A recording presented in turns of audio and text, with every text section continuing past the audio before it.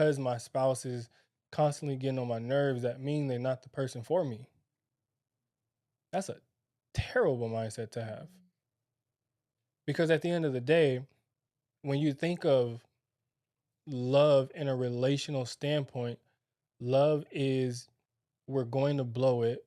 This is a part of the love story. We love, we figure it out, we mess up, we blow it, we come back, we get stronger, we love, we have bliss, we work it out, we mess up. And it's this constant flow of like attuning to, missing, coming back together. And that part is overlooked.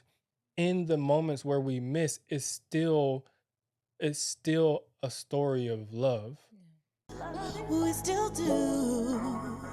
We still do. We still do.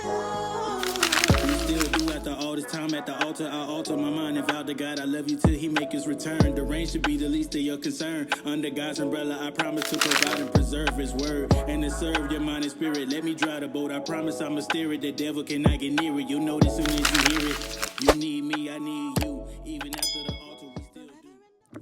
Welcome back to another episode of We Still Do. We are your hosts. My name is Geraldine. I'm Jermaine. My handsome husband. You look good, honey. Thank you. Whether you are newlyweds or decades in, We Still Do is for you. With no makeup on, that's when you the prettiest. I hope that you don't take it wrong. I don't take it wrong at all. Thank All you. Like and subscribe if you haven't already. And hit the bell notification so you don't miss an episode. We upload weekly on Thursdays. Yes. How you doing, handsome? I'm doing good. Feel good. That was a I deep... actually had a cause I usually take pre-workout before I work out, but because we need to re-up, we got these energy drinks and my stomach just ain't sitting right with those energy drinks. So you got the bubble guts? No, it just feels weird. You know how you ain't eat something and you know how when you come off a fast, you gotta be careful with what you eat. That's just kind of how it is. I never drink energy drinks, and so because I'm trying to replace that replace pre-workout with energy drinks because we need to get some more. My stomach's just what are you doing? This ain't it. So I'm sorry. So yeah, I tried it yesterday and today and it just feel weird. I probably took 3 sips and I just couldn't do it. Does it still give you the same energy though? I only take 3 sips, so I couldn't tell you. Okay. Wow. Okay. Yeah, so I'm just living my best life, I guess. But I'm doing good. I'm glad you're good. That was I like a long... them pants. Thank you, my little cargo jeans or whatever. Yeah, see, I like them socks too. Okay, I got his socks on. He want to let it be known. I didn't say Clearly, why you bringing it up? I just said I like them. Okay, tell him what we talking about today. Because when you picked them up and I told you to take some off of it, I felt them and they felt good. Okay. Yeah, that's all it was. It wasn't even going to throw you under the bus and say you got on my socks. You've worn my socks in other podcasts that we did. So hey, keep on rolling me over. Keep on. You supposed to. What's mine is yours. Okay, I'm glad you understand it. What's mine is mine. Okay, tell them what we talking about today. We talking about self-awareness. I wonder, are you self-aware that was selfish? I am the least selfish person. You sure? Because on air, we have record. I'm kidding. No, we have record. You said what's mine is yours and what's yours is yours. It's a yoke.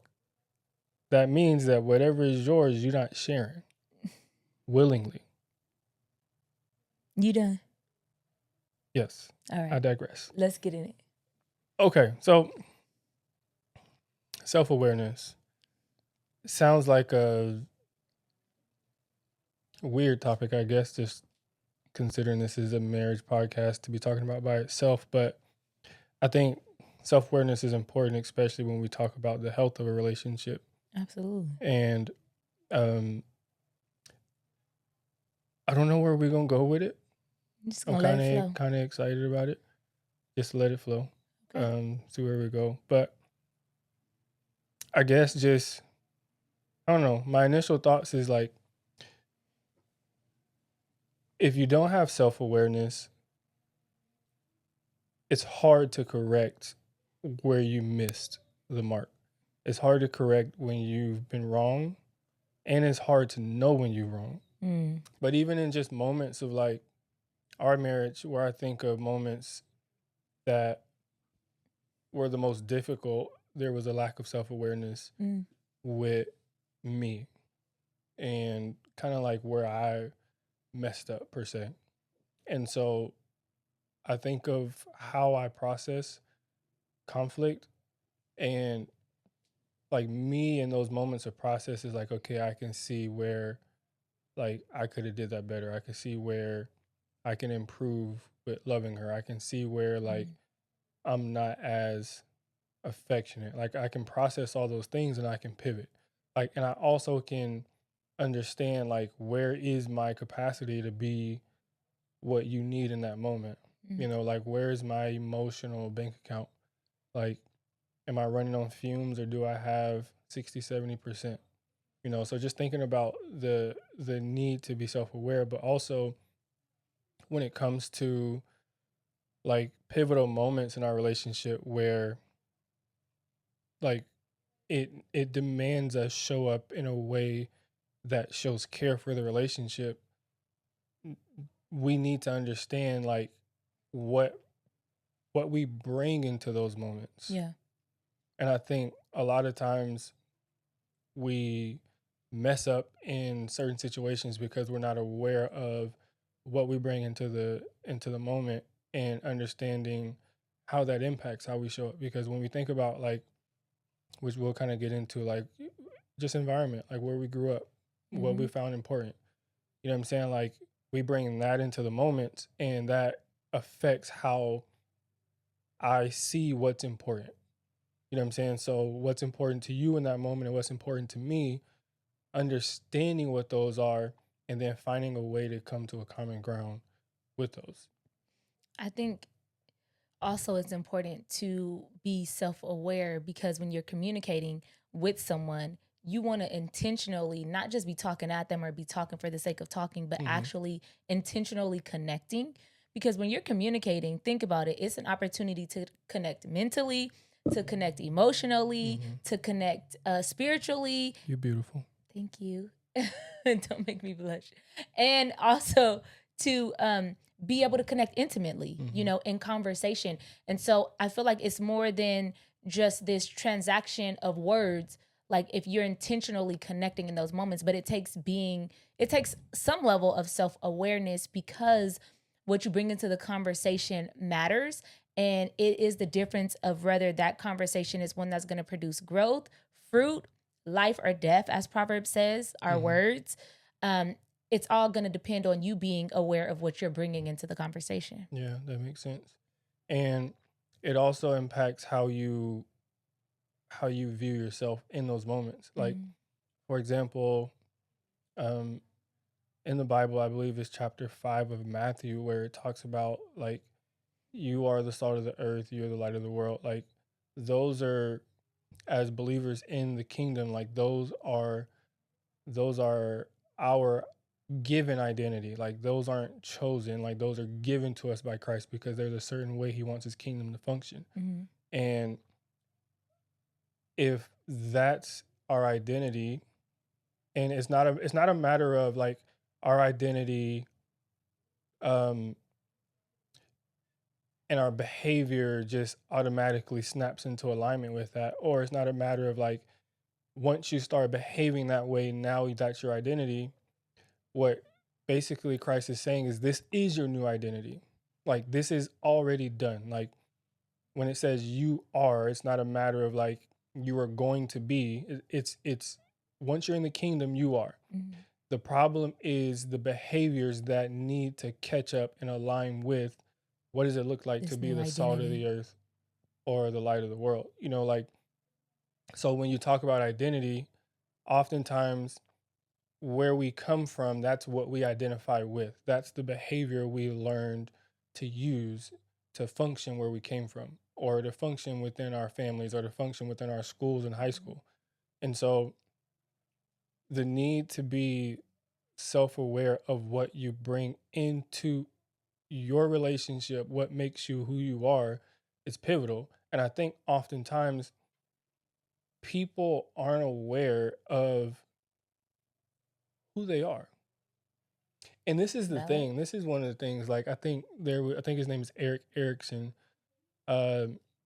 He basically has um, this theory that talks about it's a developmental theory, and basically one of the things that like adolescents, like middle school, high school age students that they're trying to figure out is their identity, because this is such a pivotal time of identity formation. If it's not developed, they develop identity crisis.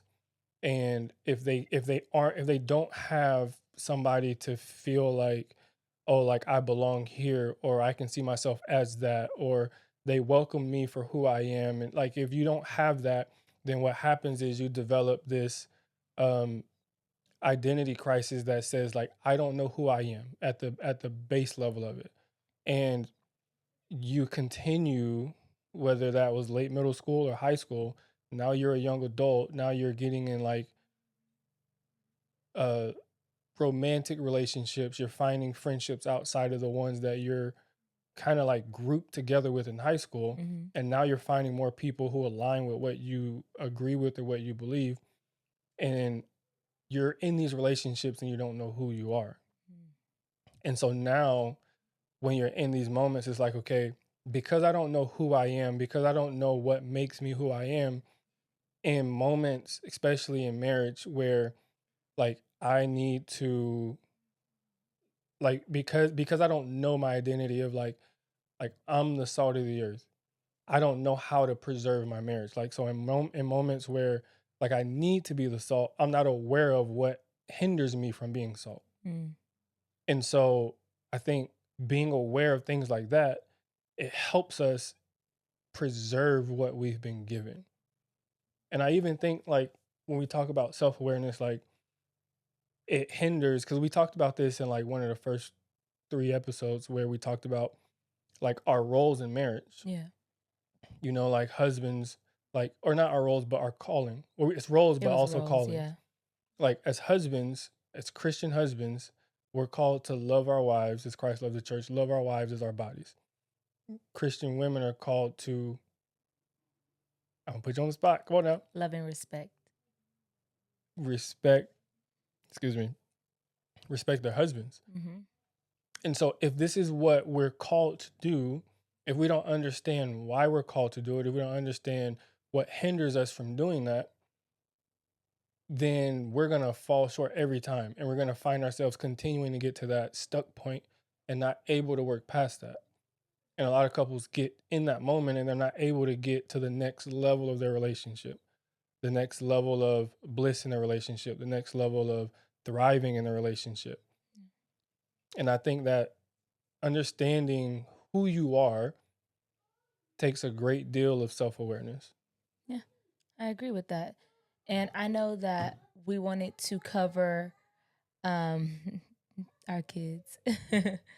I know we wanted to cover 5 things to be aware of, 5 things that you bring to the conversation or that you need to be self-aware of. Okay. What's the first? The first one is triggers. And you kind of touched on that, like environment, right? Because we are a product of our environment, our upbringing. And not all of our upbringings was just rainbows and sunshine. Some of that comes with some traumatic experiences. I would even say everybody has experienced some traumatic experience. Yeah. And also the thing to know about traumatic experiences is like we can experience the same thing and one of us might not see it as traumatic or experience it as traumatic. You know what I'm saying? So perspective, I think, is that the difference? Partly I would say, yeah, a great deal is perspective, but it really is just how it affects the person. You know what I'm saying? So like if you experience a gunshot, trigger warning for anybody who, that might affect. But because you experience, somebody getting shot or maybe seeing something on TV or maybe let's just say even a movie or whatever, like if you experience that and I experience that, like my environment might desensitize me to that. Like it might be a thing that's just like overwhelming for your, for your nervous system. and that might get coded in your body as trauma. Mm. And so I think triggers is a great first step into this. Yeah, just being aware of that, because one, you being aware so that you could bring awareness also to your spouse. But let's say we're having a conversation and you say something or do something that actually triggers me, then my response is going to be based out of that, and that could be not so pleasant depending on what it is and what was said, especially in the thick of like a heated conversation. And so I think it's important to be aware, one, of your triggers and Mhm. what sets you off, and to feel when, like, okay, wait a minute, my body's telling me something, because we've talked about this before, when you no longer feel safe in the conversation based on what has triggered you and how your body responds to that. So I think being aware of your triggers. What would you say? Is there Yeah. anything you would add to that as far as triggers? And how can you bring awareness to it? I would, before we get to how you can bring awareness, I mean, you can even think about this because I want to be practical with it too. Mm-hmm. Of like what is one of your triggers and how that shows up in pivotal moments in our relationship when we're talking. Oh, that's a hard one. So that's why I was gonna say, like, you can think of that. I'll get started, but I think when it comes to like me being triggered, I think I'm triggered whenever there is a sense of like I feel like she making me look stupid. Mm. And it goes a little bit deeper to like, okay, whenever I feel like she making me look stupid, she's trying to embarrass me.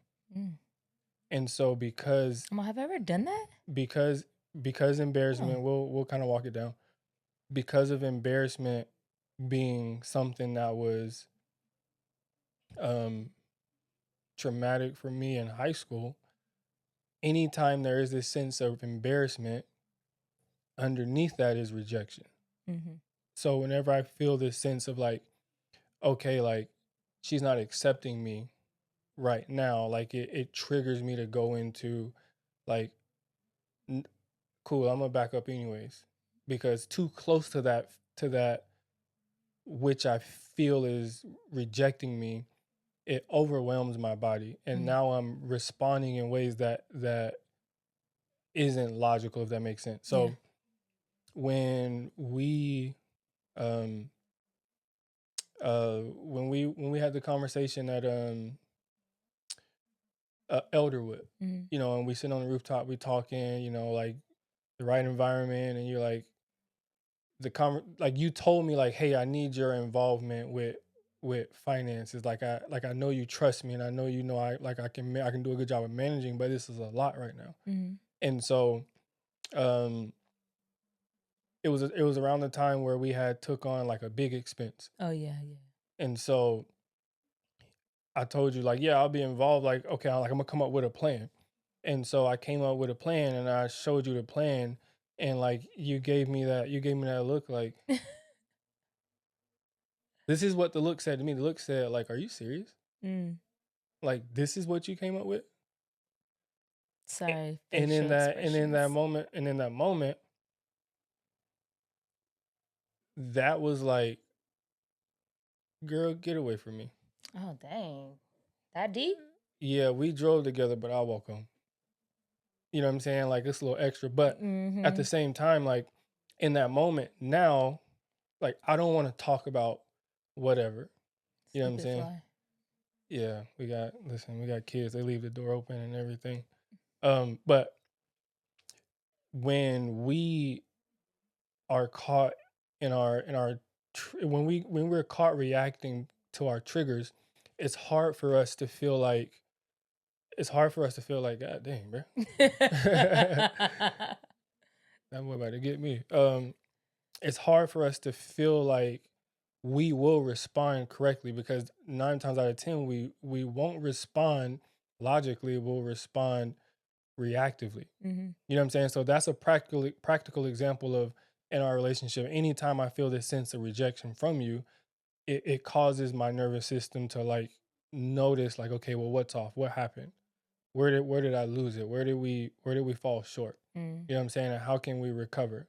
You know what I'm saying? The recovery is not just like, okay, it's all like within a matter of seconds. You know what I'm saying? When I feel you, when it doesn't, in those moments when it doesn't feel like a secure attachment, I go into like, okay, now the best thing is safety.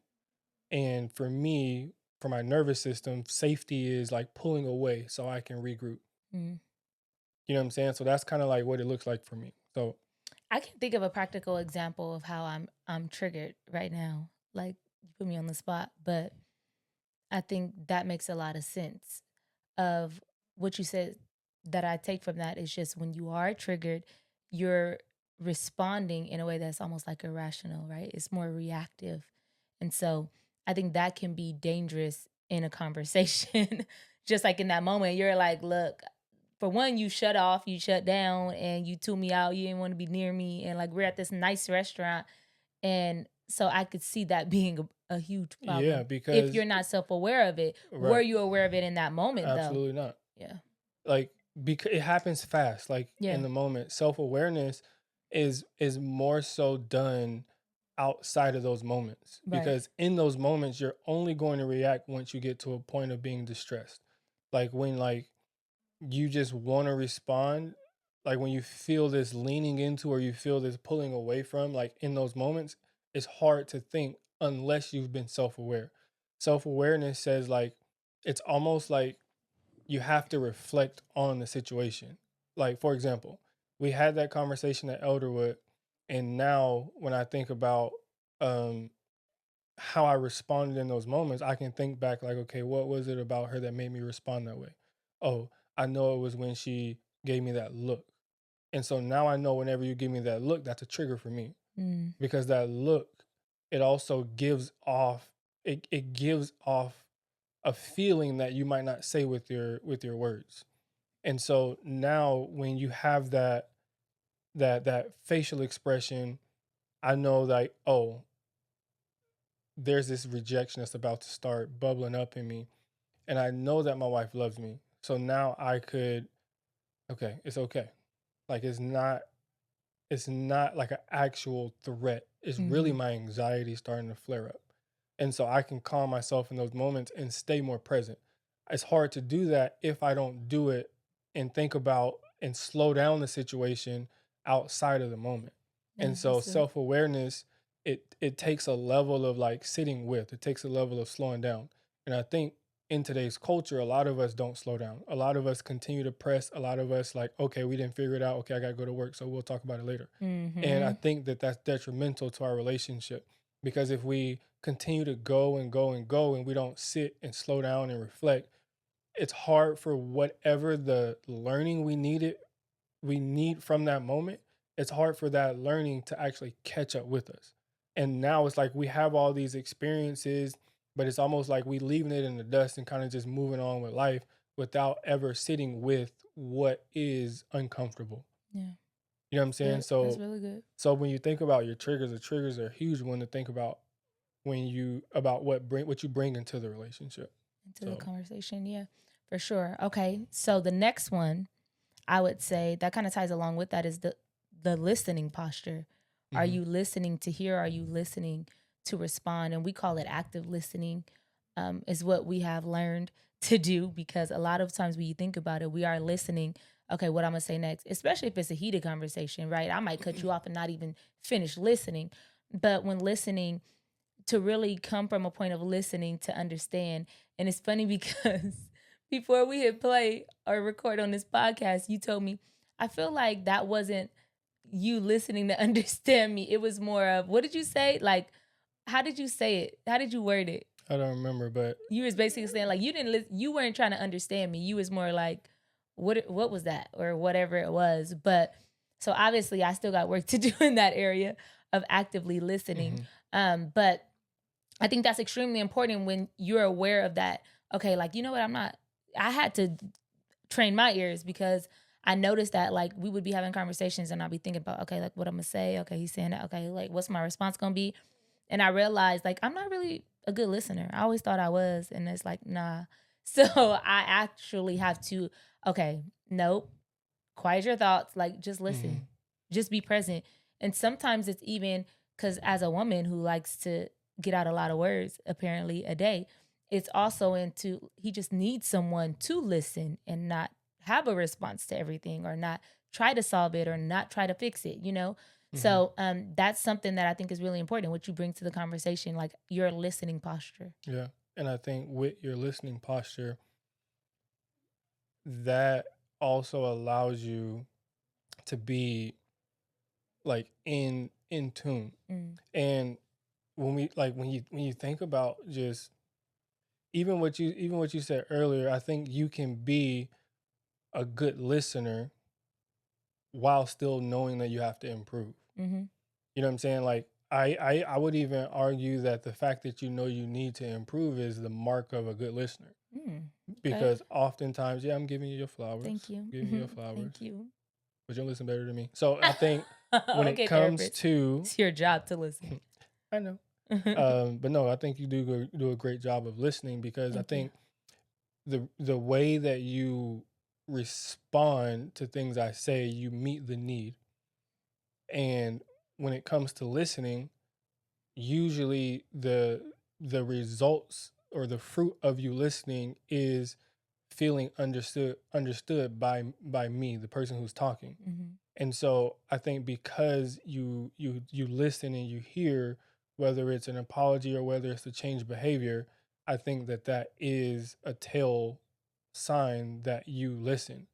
And even when you think about like a listening posture, the way you respond when you listen is also a result of how you learn to survive in your environment, which is also, I guess we can tie both of those together. Because when you really think about it, your listening posture, it also is a result of you feeling like you're being heard, or you feel like you need to get your needs met in some way, which we talked about on a previous podcast. But I think how we could really lean into a listening posture, which I actually want to bring this up. I believe it's James 1:9, actually. Is it 119? Yeah, 119. There we go. And it says, "Know this, my beloved brothers, let every person be quick to hear, slow to speak, slow to anger. For the anger of man does not produce the righteousness of God." So be slow to be quick to hear, slow to speak, slow to anger. So when you're quick to hear, the posture is, I'm leaning into what you're saying so I can have discernment about what you're saying so I can understand it. Once I understand it, now I can speak. Now when I have understanding, it diminishes anger. Because now, for example, let's just take what we talked about earlier about, like, okay, the way you responded at Elderwood made me feel rejected. So when you're listening and you're like, okay, God, help me understand what she's saying. Like, I hear what she's saying and I know what it feels like, but what's behind it? Like, a question that I like to ask myself when I'm with clients is like, what's the question behind the question? Yeah. Because they're saying something to their partner, but what else are they saying? Like, they're coming in, they're complaining. Like, one person is like throwing their walls up, they're defending, you know what I'm saying? Like, they're rebuttaling the comments. Like what's going on beneath that? Because what they see is not what's underneath. And so when we take what happened with us, like, let's just say if you knew, like, let's just say we did that again. Like, let's just say what you know now about underneath all of that was this sense of embarrassment, this sense of rejection. And let's just say we redid that. Now you have an understanding of, like, okay, it's not a matter of him trying to hurt me with his words. Right. It's not a matter of him being sharp or being silent and using defense mechanisms to hurt me. But now it's like, oh, he's doing that because he felt rejected. He feels rejected by me. Yeah. And because he feels rejected by me, I need to let him know that, like, I still accept him. And so now it's like, okay, when I'm quick to hear, like, what is he saying? Like, when I can get past and put my stuff down, like, what is he saying?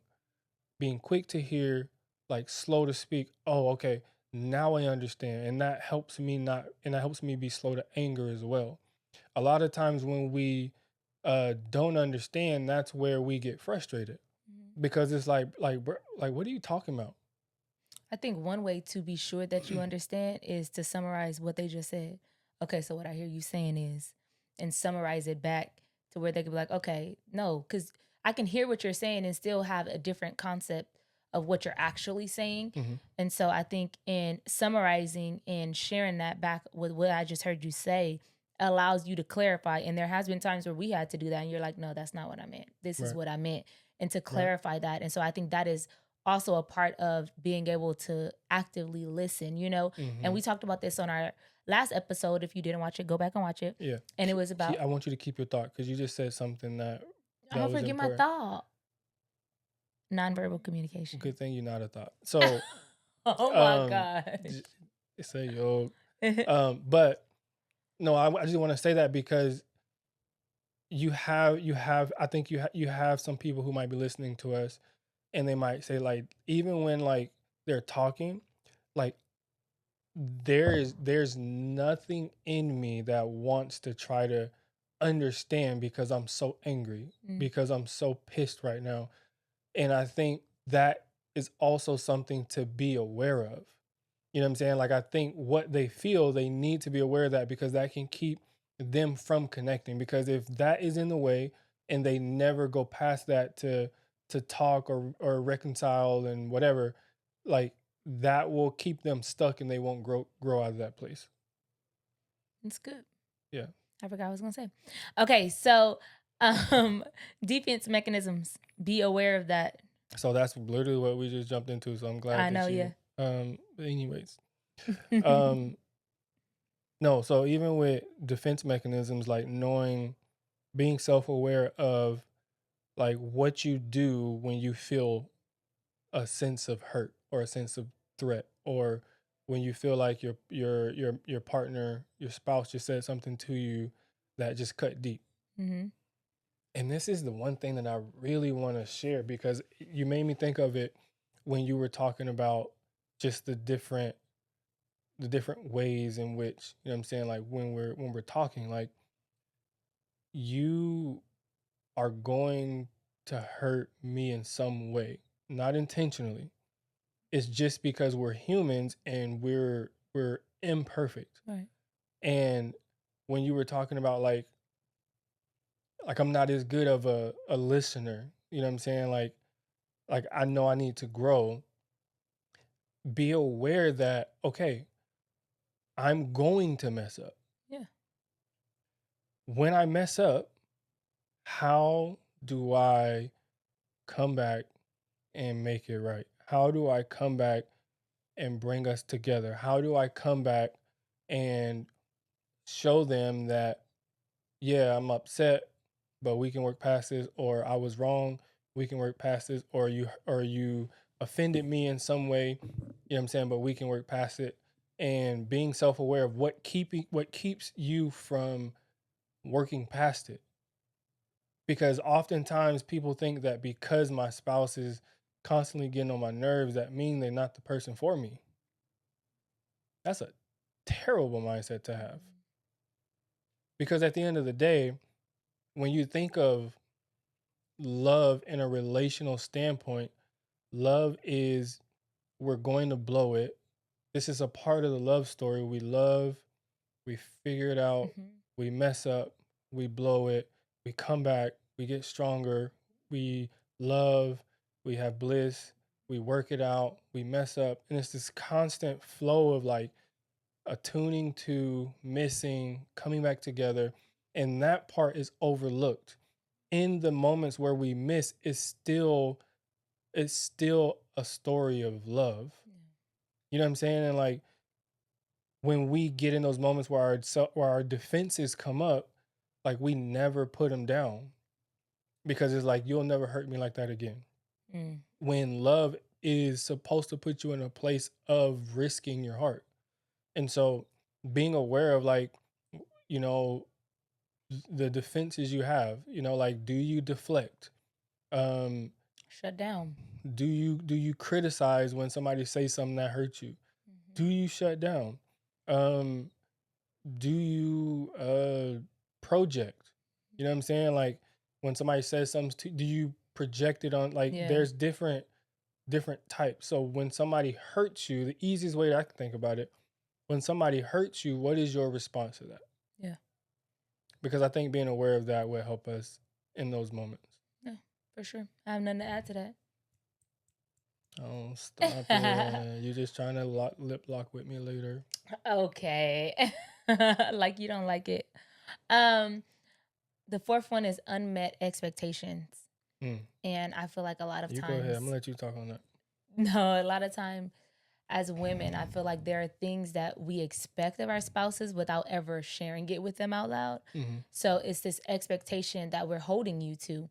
And you have to be aware of that when having conversations with your spouse, because it's like, okay, did we have this discussion where he was aware of what I expected of him in this moment? Or did I even share that, you know?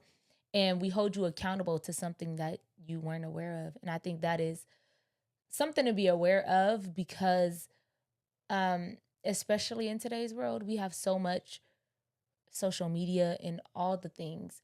And so there's this comparison trap where we want our spouse and think that they should behave or do or be like whoever else.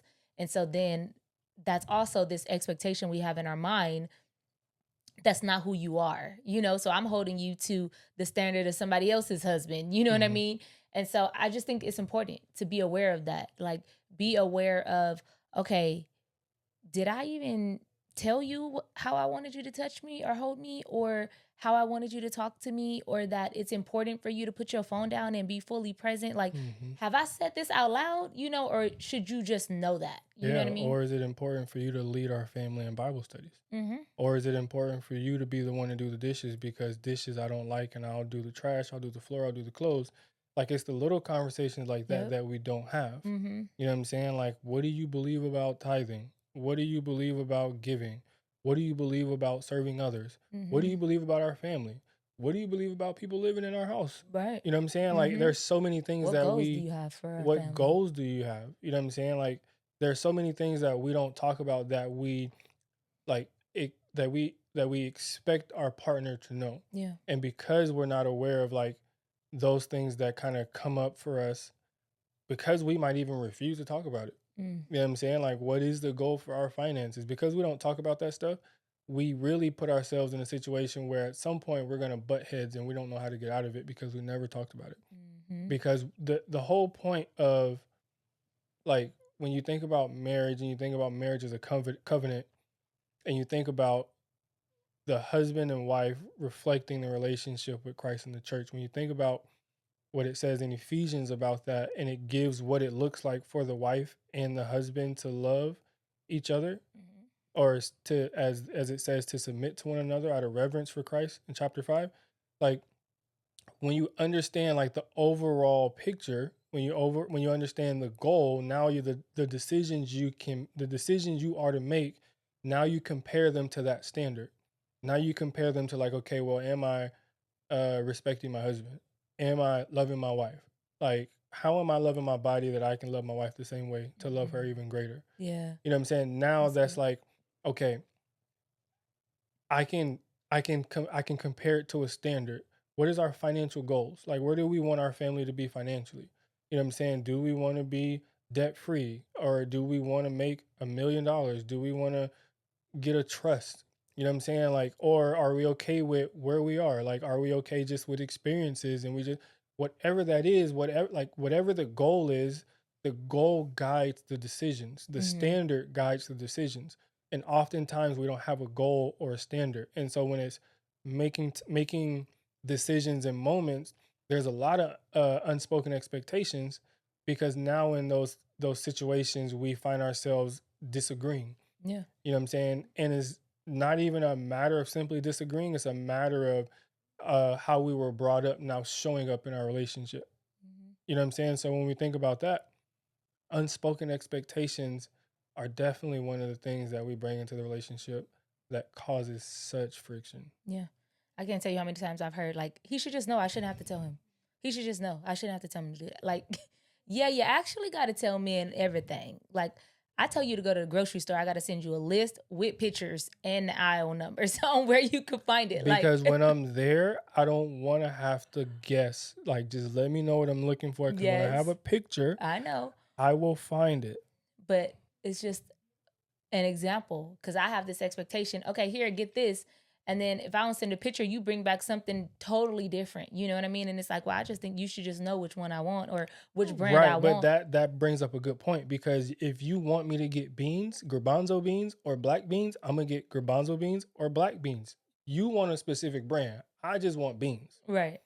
And so if you don't tell me like, oh, I want a specific brand, you're not gonna get a specific brand. You're gonna get exactly what you asked for, which is black beans. Oh, you want bread? Okay, I'll bring you back some bread. Oh, you wanted the what is it? Yep, Nature's Valley. Nature's Valley. No, I'm gonna bring back this I think it's Nature's artisan. I'm Valley. gonna bring back this artisan because I want some thick bread. This Texas toast because I want to make French toast, and I got French toast in mind. Yep. So if you don't communicate that, Unmet, and it unspoken sounds so small, expectations. but it can really turn into a stuck point in our relationship. Yep. That's just a small example, but yeah, absolutely. Absolutely. And the last one I think you got to be aware of is the environment. Mm-hmm. Is it even a good time for us to have this conversation? Like, if you are tired and you just had a long day after work, you probably don't have the capacity for a deep conversation or something that's going to be taxing on you mentally. Mm-hmm. And so I've learned to be aware of that, right? Yeah. The timing, because sometimes I think that some of the conversations that we have to discuss needs like room to breathe, right? It's either Mhm. that or burn, and it could be a disaster if you're not aware of the timing of what you're saying and, Yeah. and when and where you're saying it, right? Like the old saying is there's a time and a place. Mhm. And I think that is very valid. And so be aware of the environment to where you hold conversations and the timing to which you do it in. Yeah. And I also think the environment from where you grew up as well Oh, is for something sure. that you bring into it, because Absolutely. it reveals what's important to you. Hmm. Like, and this is like unrelated to like marriage, but it's important for me to bring a part of my culture. And so I remember, actually, it does pertain to our marriage, actually, because I remember telling you, and you just thought it was, I don't know if you thought I was joking or whatever, but I remember telling you, like, I want to get a grill. Oh, yeah. I want to get gold For a fangs. long time. And you was like, nope, you ain't getting that. Nope, my husband ain't gonna be wearing that. Nope, nope, nope, nope. I did not say it like that. You asked me my opinion and I shared it. Basically, for the first couple years, I was like, nope, I you sure were was. against it. I was absolutely against it. And for me, it's like, oh, okay. So that's a part of myself that I can't bring into the marriage. Mm, And so thinking about like today, like so you surprise, well, I don't know if it was a surprise, but you got me I you got did. me things for my graduation. Mhm. You got your bachelor's, right? No, my master's. When I Okay, got it my was your master's. master's. Yeah. And it's a predominantly white school, Mexican school, Christian school. I do not care. I walk across the stage with my goals. Yes, and know, actually, your head on the you had stick had the yeah, things. Yeah. it did. But you don't Yep. know what that did for me as far as liberation in our marriage. It's like, No. oh, she accepts this part of me too. Yeah. And so now I it's didn't know it was like, that deep. yeah, but that's what I'm saying. Like when you actually take the time to think about it, like it goes deeper than just, oh, she got me something that I really want to bring for my culture. Hmm. She got me something that I really thought was dope. No, it's like, okay, well, if I can't bring this into our marriage and it's something we didn't talk about, then then it's like, okay, then I'm gonna feel like there's parts of myself that I can't talk about Right. or share with you. And so now it's like, okay, even if it's something that you don't agree with that I agree with from my culture, we can talk about it. Yeah. Because now I can bring it up, because it's like, okay, this is something that you saw was important for me and you did it. Hmm. Even when you at first didn't like it. I don't even know how you feel about it now. But It doesn't bother me. yeah, okay, I'm gonna put them on after this. But so it just shows how like culture can, like your environment can creep into your marriage and be something that makes those moments difficult too. Yeah. In my defense, when you first said you wanted a girl, I thought you wanted like full, like gold out, like all the way across. And then as we talked about it more, you explained that you just wanted bangs. But I'm like, you have such a beautiful smile and you did braces. And I'm like, you have this $1 million smile. Why do you want to cover it with gold? But I didn't understand how much it meant, and especially culturally, or that you couldn't show up as your authentic self. And there's parts of you that you were withholding or not able to show up in the marriage as. Like, I would hate for you to feel that way. So get a grill, honey. Go all the way across if you want. I probably won't do that, but my next step is to get a donk. Yes, I know you want a donk. Okay, marriage emotion. Come on, so we don't. I know you want a donk. I'm already I aware. can laugh like Wiz Khalifa. Okay.